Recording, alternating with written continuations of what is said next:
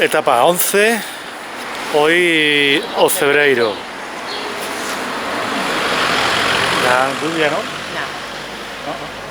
No nos va a llover. Pero vamos preparados para la ocasión. Chubasquero saunífero. A poder frío. Hola amigos, ya os adelantamos que sí, que hoy tendremos lluvia y niebla, pero aparecerán conforme avance la jornada. En principio, salimos de Villafranca del Bierzo por su calle Alameda Baja hasta dar con la colegiata de Santa María del Cluniaco, levantada en sus orígenes en el siglo XII bajo la orden benedictina, y entre sus principales funciones se encontraba la de acoger a los peregrinos. A partir del siglo XVI se realizaron obras que le confieren su aspecto actual, siendo los estilos gótico, renacentista y barroco los que dominan el edificio. De su torre destacamos el templete que remata el último cuerpo de planta octogonal y los óculos del resto de secciones. Para salir de la localidad tendremos que salvar el río Burbia por su viaducto Fuente Quintano, una estructura de base medieval que despide a los peregrinos con una alegoría en forma de piedra.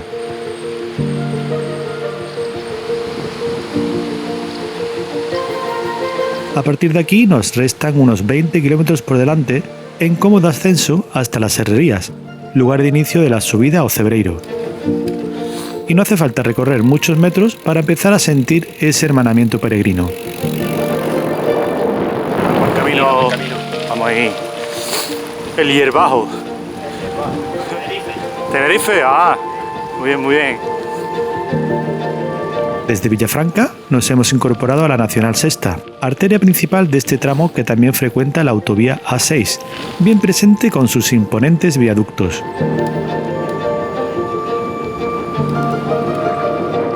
El camino nos olvida de los históricos pueblos aledaños a esta vía, por eso las señales nos incorporan a las pistas vecinales que llegan a ellos, como a Pereje, donde la espadaña de su iglesia de Santa María Magdalena nos recibe la entrada. Pereje ya existía en el siglo XII y fue lugar de un hospital de peregrinos en la Edad Media, ideal para aquellos que no podían continuar en épocas de grandes nevadas.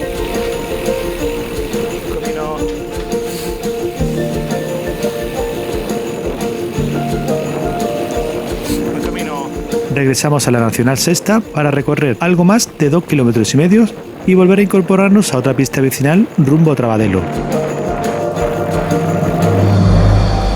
Poco a poco vamos dando caza a la fila de peregrinos de a pie que madrugaron para salir de Villafranca del Bierzo. Tras los primeros 10 kilómetros de etapa, muchos aprovechan los servicios de la localidad para tomar aire y habituallarse. Son estampas peregrinas que agradecemos ver por la espectacular comunidad que se ha creado en torno a esta peregrinación, pero que nada tienen que ver con las vividas en el Camino Olvidado, tan encantadoramente solitario.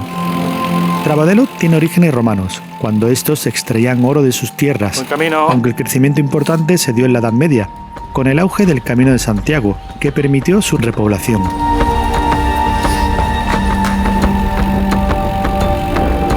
Tenemos que decir que en este suave ascenso estamos remontando el valle de Valcarce paralelos al dibujo de su río homónimo, donde la rica vegetación de ribera la dominan chopos, fresnos y alisos. Algunos pueblos del valle toman el nombre del río como parte de su denominación, como la Portela de Valcarce. Aquí hay una talla de piedra del apóstol Santiago colocada en 2003 y que se ha convertido en uno de los iconos más fotografiados de la localidad. Metros después encontramos la iglesia de San Juan Bautista, construida en los siglos XVII y XVIII en estilo barroco. De nuevo en la Nacional Sexta, las señales nos sacan rápidamente de ella por la carretera N006A para introducirnos en Ambas Mestas. Aquí descansa el caudal del río Balboa uniéndose al de Valcarce, quizá por eso el nombre de la localidad, ya que Ambas Mestas significa en castellano mezcla de aguas. Muy pegada a esta urbe se encuentra Vega de Valcarce, otra antigua población fruto de la repoblación del Reino de León, aunque anteriormente ya existían por la zona castros romanos y astures. Hoy llama la atención su viaducto de 340 metros de longitud que cruza el cielo sobre nuestras cabezas.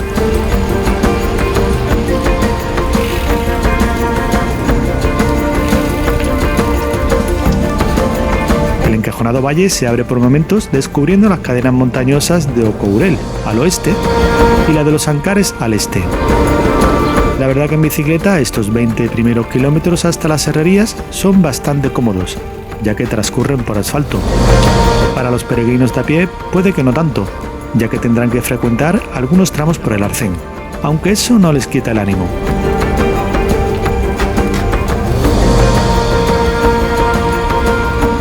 La siguiente localidad de nuestras ruedas es Ruitelán, de la que se dice pudo ser antaño un asentamiento romano.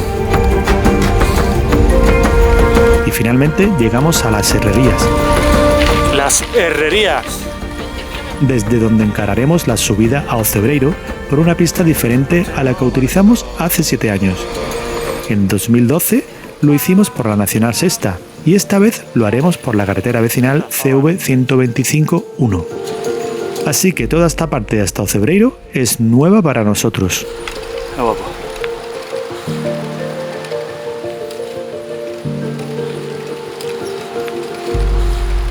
Bueno, vamos a por el Cebreiro, ¿no? Comenzamos de forma suave, flanqueando a la orilla del río das Lamas, nombre que toma aquí el Valcarce hasta su nacimiento cerca de Pedrafita do Cebreiro, ya en Galicia.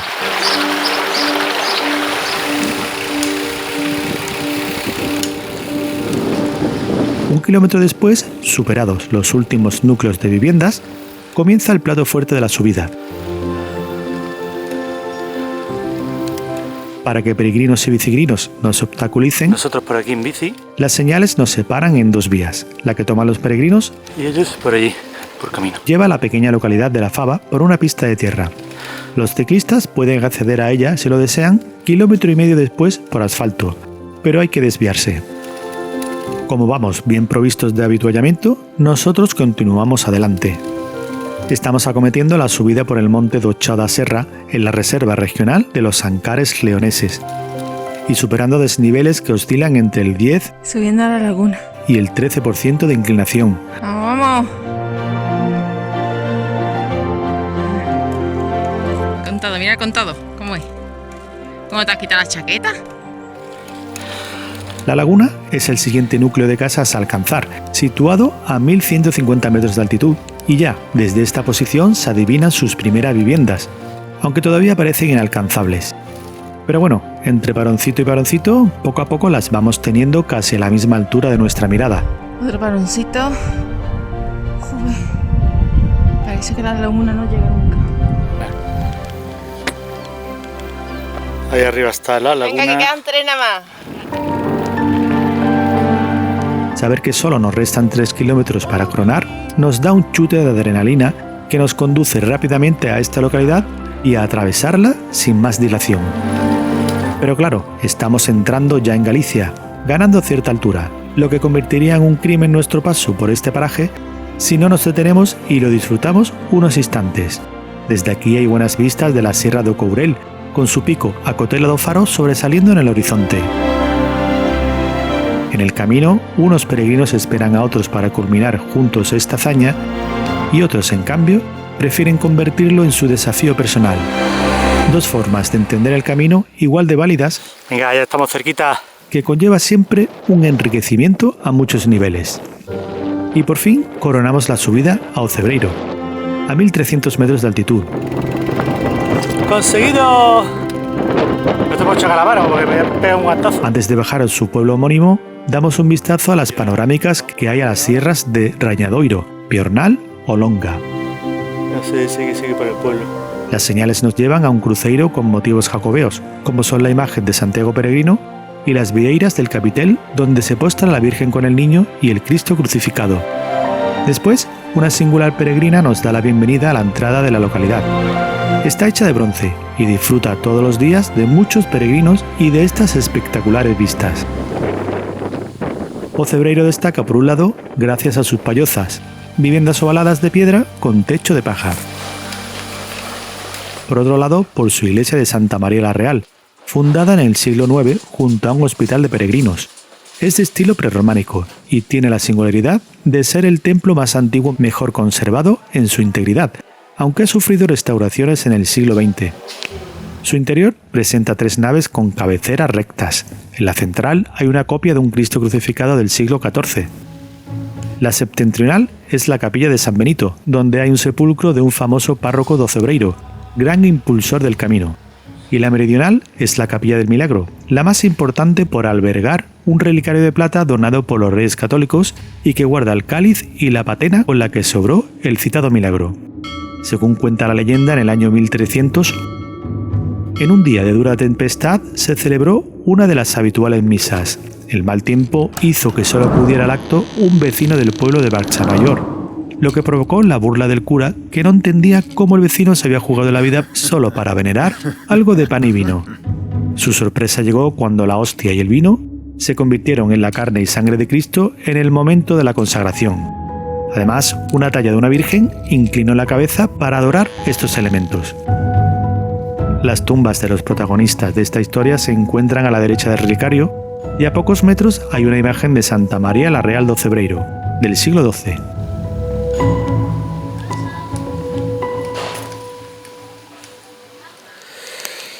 Bueno, aquí está el día muy cerrado en Ocebreiro.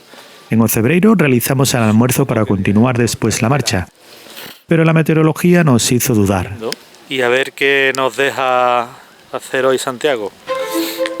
Al final decidimos continuar, descartando por supuesto el trazado oficial. No te quiero Estoy a la moda. Para coger la carretera LU 633, con la que afrontar el siguiente tramo que nos llevaría primero al Alto de San Roque, a 1200 metros de altitud, donde la imagen de Santiago Peregrino hoy cuadraba a la perfección con la climatología. En segundo lugar, al Alto del Pollo, con la cota de 1335 metros de altitud, donde echamos el resto muy motivados por ser la última gran subida del día. 1335. Pues para abajo, desde el Alto del Pollo hasta Triacastela por carretera. Y en tercer lugar, un largo descenso de algo más de 14 kilómetros hasta Triacastela, donde habrá que extremar las precauciones con el asfalto húmedo. Es que como esté el día así, me parece a mí que a pocos sitios vamos ahí, ¿eh? Que por ahí parece que está un poquito... Bueno, no, que no se ve un pimiento. Chorreando.